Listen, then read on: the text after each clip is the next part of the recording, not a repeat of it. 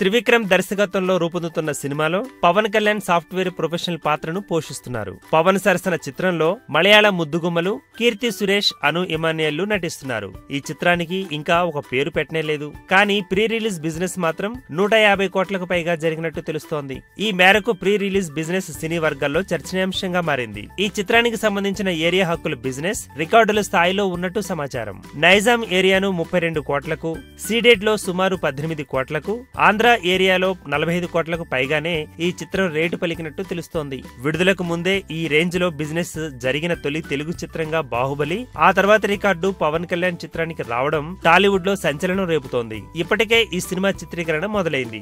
Title, ఇతర నటీనటుల వివరాలను చిత్ర బృందం త్వరలోనే వెల్లడించనుంది. ప్రస్తుతానికి గోకుల కృష్ణుడు అనే టైటిల్ వినిపిస్తోంది. ఈ చిత్ర షూటింగ్ రామోజీ ఫిల్మ్ సిటీలో వేసిన సెట్ లో నిరంతరాయంగానే కొనసాగుతోంది. ఈ చిత్రం పవన్ కళ్యాణ్ కెరీర్ లో 25వది. జనసేన పార్టీలో పూర్తి స్థాయి రాజకీయాల్లో ప్రవేశించిన నేపథ్యంలో ఈ సినిమాను బ్లాక్ బస్టర్ గా మార్చేందుకు ప్రయత్నాలు జరుగుతున్నాయి. పవన్ త్రివిక్రమ్ కాంబినేషన్ హ్యాట్రిక్ కొట్టేందుకు సిద్ధమవుతోంది. ఈ సినిమా సాధించే విజయం ద్వారా జనసేన పార్టీకి మరింత క్రేజ్ ఏర్పడనున్న నేపథ్యంలో ప్రాజెక్ట్ ను అత్యంత ప్రతిష్టాత్మకంగా రూపొందిస్తున్నారు.